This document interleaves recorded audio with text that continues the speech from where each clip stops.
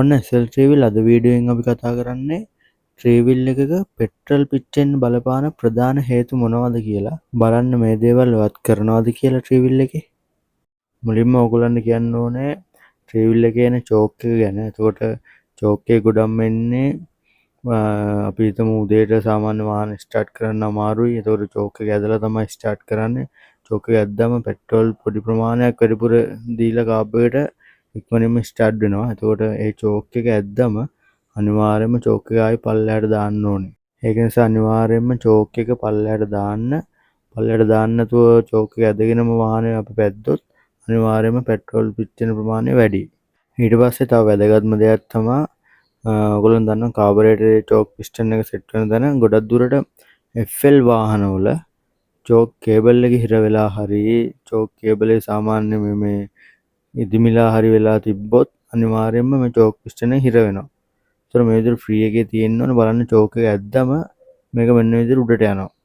ඒතර ආයි චෝක් එක පල්ලෙහාට බෑවම පල්ලෙහාට රිලීක්ස් වෙලා එන්න ඕනේ. ඒතකොට චෝක් කේබල් එක මොකක් හරි වෙලා හිර වෙලා තිබ්බොත් අනිවාර්යයෙන්ම පෙට්‍රල් පිච්චෙනවා. ඒක නිසා අනිවාර්යයෙන්ම චෝක් කේබල් එක ගැන ගොඩක් සැලකිලිමත් වෙන්න.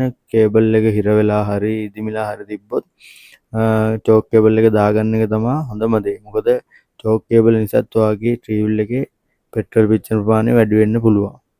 ඊට පස්සේ බලන්න අනිවාර්යයෙන්ම ට්‍රීවිල් එකේ පෙට්‍රල් ෆිල්ටර් එකේ රොඩු මොනවා හරි දිනන අනිවාර්යයෙන්ම මේක සුද්ධ කරලා දාන්න. මොකද ඒ රොඩු කාබරේටරේ ඇතුළට ගියොත් එතකොට නීඩල් එක හරහා තමයි පෙට්‍රල් යන්නේ කාබ් එක ඇතුළට. නීඩල් එකේ නිකන් හරි හිට්ටොත් අනිවාර්යයෙන්ම ඕෆ්ලෝ වෙනවා. මේ දින ඕෆ්ලෝ බටේ එතන ඕෆ්ලෝ බටෙන් පෙට්‍රල් ඕෆ්ලෝ වෙන්න පුළුවන්. ඒක නිසා අනිවාර්යයෙන්ම මේකත් සැලකිලිමත් වෙන්න ඒ ගැන. එතකොට සාමාන්‍ය ඕෆ්ලෝ එකක් හරි තිබ්බොත් ඔයගොල්ලන්ට පේනවා හරි ඒ බටෙන් පෙට්‍රල් බිඳුව හරි බිමට හැලෙනවා. එතකොට මේව ගොඩක් දුරට හැලුණොත් ඉතින් පෙට්‍රල් ලොකු ප්‍රමාණයක් යන්න පුළුවන් අපි නොදැනුවත්කමින්. ඒ නිසා අනිවාර්යයෙන් මේක ගැන සැලකිලිමත් වෙන්න. ඊට පස්සේ අනිවාර්යයෙන්ම බලන්න ඕන තව වැදගත්ම දෙයක් තමයි ට්‍රීවිල් එකේ එයාර් ෆිල්ටර් එක. මේක නම් හැම සර්විස් එකදීම වගේම හොඳට සුද්ධ කරගන්න. මොකද මේ එයාර් ෆිල්ටර් සවුත් වෙලා තිබ්බොත් වාතය ඇතුළට ඇදලා ගද්දී අනිවාර්යයෙන්ම ඩස්ට් එක යන්න පුළුවන් ඇතුළට. එතකොට මේක හොඳට සුද්ධ වෙලා තියෙන්න ඕනේ. ඩස්ට් එක ගියොත් බෝර් එක කැපෙන්න පුළුවන්. කාබරේටරේ කැපිලා පෙට්‍රල් වැඩ කරන්නේ නැතුව යන්න පුළුවන්. ඒක නිසා අනිවාර්යයෙන්ම එයාර් ෆිල්ටර් එක ගොඩක් වැදගත්. මේ එයාර් ෆිල්ටර් එක සාමාන්‍ය කිලෝමීටර් 25000ක් වගේ දුවන්න පුළුවන්. 25000ක් වගේ දුවලා අලුත් එයාර් ෆිල්ටර් එකක් දාගන්න එක තමයි හොඳම දේ. ඒ නිසා අනිවාර්යයෙන්ම මේක ගැන සැලකිලිමත් වෙන්න. ඊට පස්සේ අනිවාර්යයෙන්ම බලන්න ඕන දෙයක් තමයි ට්‍රීවිල් එකේ ප්ලග් එක. එතකොට ඩබල් ප්ලග් ආපු වාහන තියෙනවා, තනි ප්ලග් ආපු වාහන තියෙනවා. ඒ ඔලිත් අනිවාර්යයෙන්ම ප්ලග් එක බලන්න. ඔයගොල්ලන්ට ප්ලග් එක ගැලවුවම බලා ගන්න පුළුවන් මේ වාහන තෙල් කරනවද නැද්ද කියලා. මොකද මේ වගේ සුදු වෙලා තියෙනවා නම් ප්ලග් එක ගැලවුවම හොඳට වාහනේ තෙල් කරනවා. ඒ විදිහට අපිට ප්ලග් චෙක් කරගන්න පුළුවන්.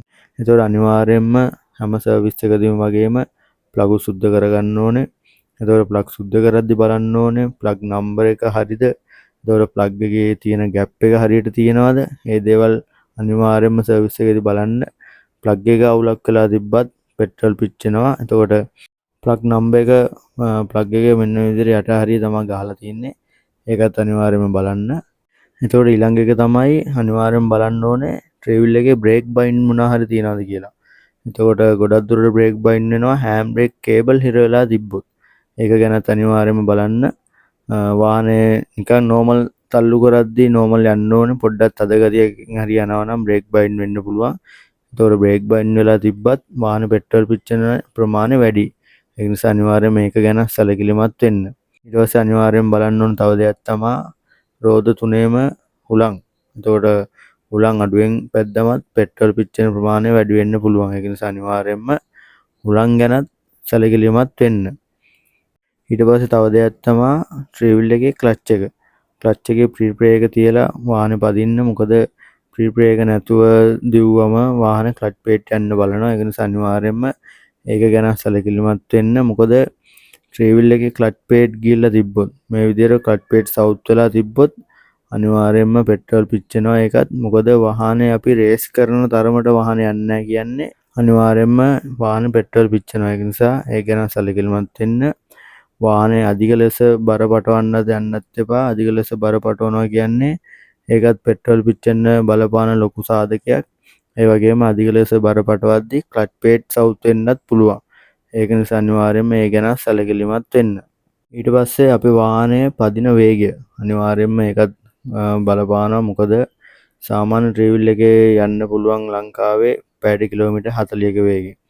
සාමාන්‍ය 40යි 50යි අතර යනවා නම් පෙට්‍රල් කරන ප්‍රමාණය ඇත්තටම හොඳයි. ඊට වැඩියෙන් පදිනවා කියන්නේ ඉතින් පෙට්‍රල් පොඩ්ඩක් පිච්චෙන්න බලපානවා. ඒක නිසා ඒක ගැනත් අනිවාර්යයෙන්ම බලන්න. පෙට්‍රල් පිච්චෙන්න තව බලපාන හේතු මොනවාද තියෙනවද අනිවාර්යයෙන්ම කමෙන්ට් එකක් දාන්න. ඒ වගේම වීඩියෝ එක හොඳයි නම් ලයික් එකක් දාන්න. තව කෙනෙක්ට බලන්න ෂෙයා පාරකුත් දාගෙනම යන්න. අපේ channel එක තවම subscribe කරලා නැත්නම් අනිවාර්යයෙන්ම channel එක subscribe කරලා set වෙන්න. මේ වගේ තව වැදගත් වීඩියෝ එකකින් එනම් අපි ආයේ හම්බෙමු. හැමෝටම එනම් සුබ දවසක්.